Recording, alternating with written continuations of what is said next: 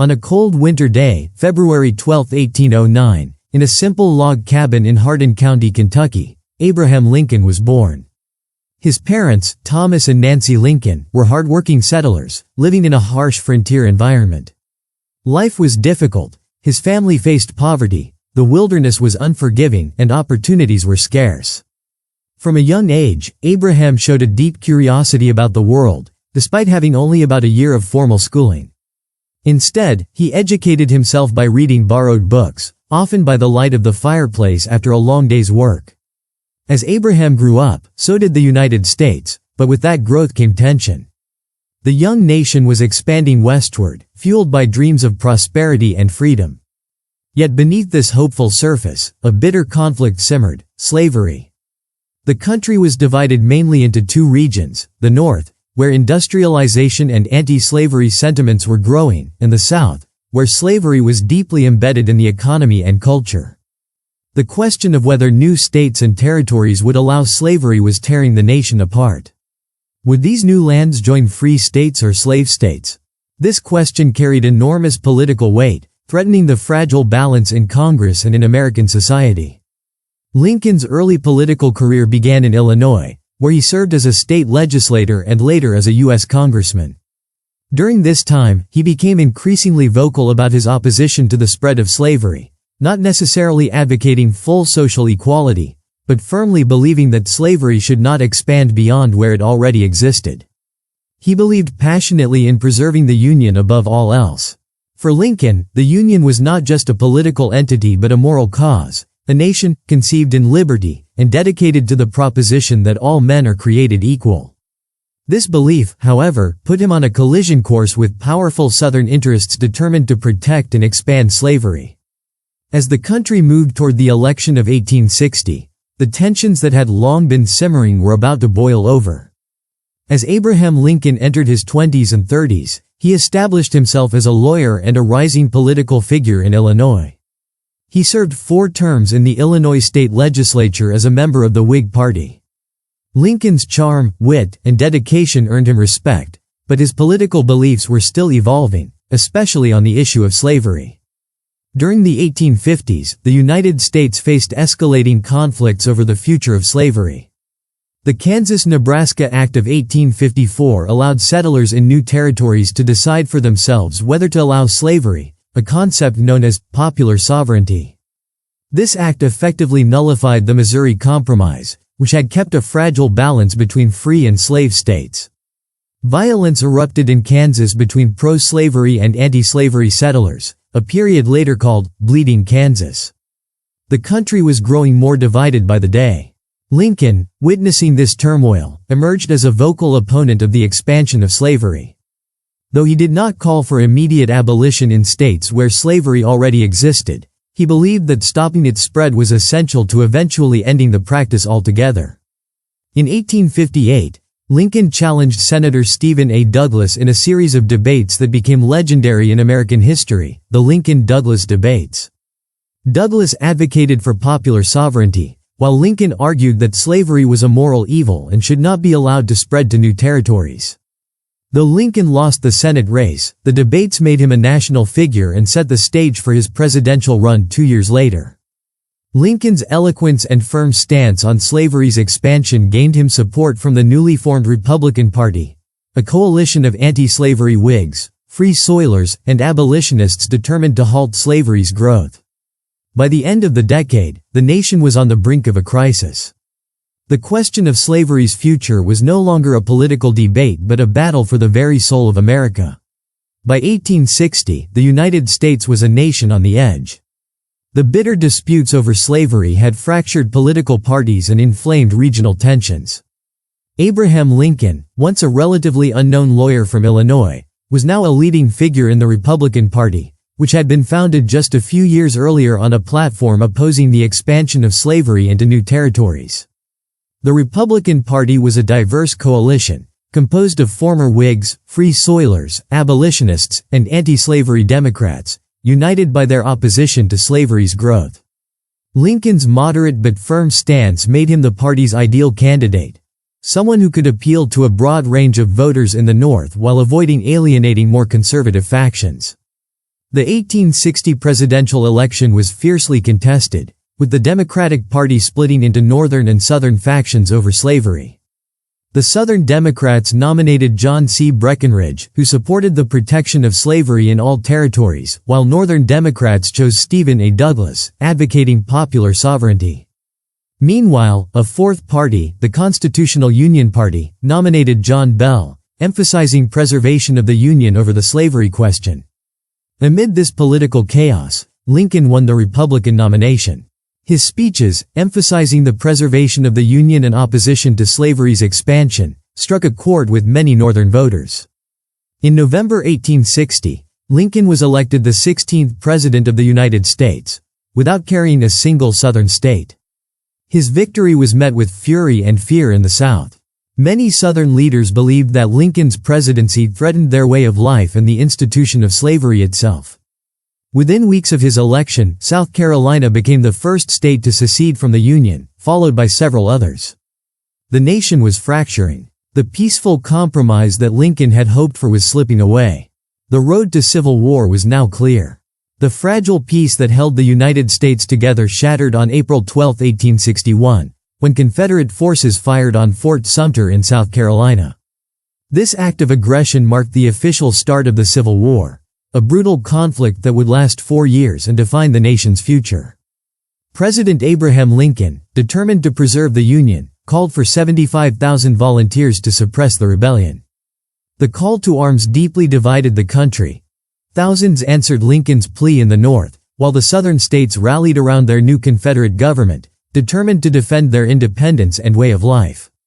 The war quickly escalated, with major battles fought across several states.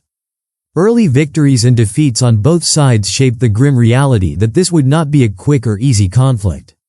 Lincoln faced enormous challenges as a leader, keeping the border states loyal, managing military generals with varying strategies, and balancing the political pressures from abolitionists and moderates alike. Despite the chaos, Lincoln remained steadfast in his belief that the United States must remain united. For him, the war was not just about preserving territory but about upholding the principles upon which the nation was founded. As battles raged and casualties mounted, the question of slavery's role in the conflict began to take center stage, setting the stage for one of Lincoln's most pivotal decisions yet. By 1862, the American Civil War had already claimed tens of thousands of lives, and its outcome remained uncertain. President Abraham Lincoln faced not only military battles but also the immense challenge of defining the moral and political purpose of the war. Initially, Lincoln's paramount goal was to preserve the Union, keeping the country whole. But as the war dragged on, it became clear that slavery was inseparable from the conflict. Many in the North, especially abolitionists, pushed Lincoln to make the war explicitly about ending slavery. For others, particularly in the border states that still permitted slavery but remained loyal to the Union, such a move risked alienating important support. Lincoln had to carefully balance these competing pressures. On September 22, 1862, after the Union's strategic victory at the Battle of Antietam, Lincoln issued a preliminary Emancipation Proclamation. This historic document declared that as of January 1, 1863, all enslaved people in the rebellious Confederate States would be freed.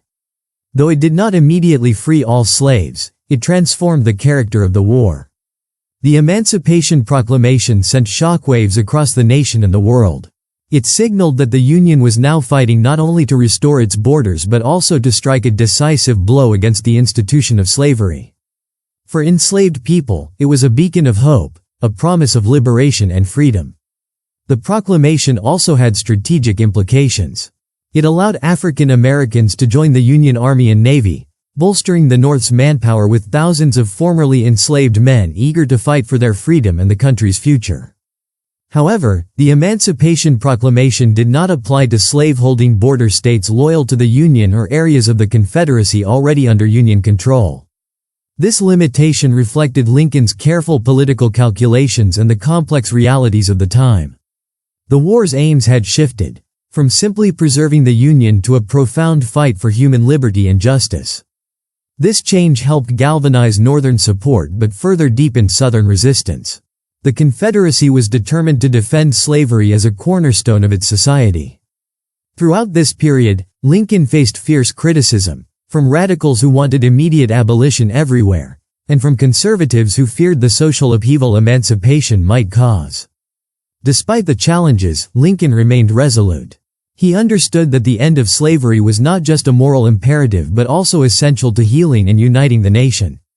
As 1863 unfolded, the war intensified, with major battles like Gettysburg and Vicksburg marking turning points. Lincoln's leadership, moral vision, and political skill would be tested like never before. As the war entered its third year, the United States was battered but not broken. Abraham Lincoln carried the heavy burden of guiding a nation torn apart by hatred, violence, and the deep wounds of slavery. The toll was staggering. Hundreds of thousands of soldiers dead or wounded, families shattered, and the very idea of America tested to its limits. But through the darkest days, Lincoln's vision never faltered.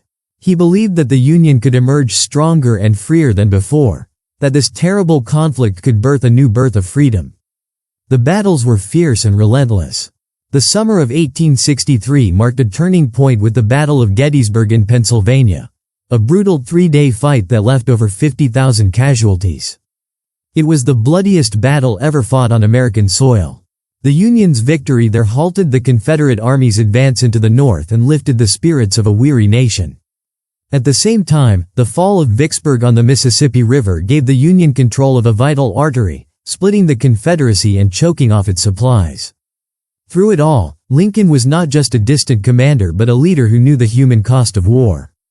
He visited hospitals, wrote letters of condolence to grieving families, and wrestled with decisions that could mean life or death for thousands. His speeches became beacons of hope. The Gettysburg Address, delivered in November 1863 at the dedication of a cemetery for fallen soldiers, was short but powerful. Lincoln reminded Americans why they fought: to honor the brave and to ensure that government of the people, by the people, for the people, shall not perish from the earth. Yet, Lincoln's leadership was tested by internal conflicts, disagreements with his generals, political opponents, and the exhaustion of a nation stretched thin. Despite setbacks, Lincoln pushed forward with unwavering determination. He knew that the abolition of slavery was not only a military necessity but a moral imperative. As Union forces advanced, enslaved people fleeing plantations swelled the ranks of the Union Army, fighting for their freedom and the future of a united nation. Lincoln's resolve set the stage for the final chapters of the war, a conflict that would end slavery and redefine what it meant to be American. As 1864 turned into 1865, the Civil War was nearing its brutal conclusion. The Confederate armies were weakening, but the cost had been staggering. More than 600,000 Americans had died, countless families shattered, and a nation forever changed. President Abraham Lincoln remained tireless in his efforts to heal the fractured country. He was re-elected in 1864, a testament to the faith many Americans still placed in his leadership despite the ongoing bloodshed. But even as the Union marched toward victory, Lincoln faced new challenges. The country would need to rebuild, politically, socially, and morally. The institution of slavery, which had fueled so much pain and division, had to be abolished once and for all. On January 31, 1865, the United States Congress passed the 13th Amendment to the Constitution, which abolished slavery throughout the entire country. Lincoln strongly supported the amendment, seeing it as the final step toward justice and equality. However, before the promise of a new America could fully take hold, tragedy struck. On April 14, 1865, just days after General Robert E. Lee's surrender at Appomattox Courthouse effectively ended the war, Abraham Lincoln was shot by John Wilkes Booth at Ford's Theater in Washington, D.C. The nation mourned deeply. Lincoln's death was a painful blow, but his vision lived on. The 13th Amendment was ratified in December 1865, legally ending slavery and beginning a new, difficult chapter of Reconstruction, the long and challenging road to civil rights and equality for all Americans. Lincoln's legacy is profound. He preserved the Union, ended slavery, and set the foundation for a more just nation. His leadership, compassion, and unyielding belief in liberty continue to inspire generations. As we reflect on his life and the war that shaped America, we remember a man who carried the hopes and burdens of a divided country. A man who dared to believe that freedom and equality were worth fighting.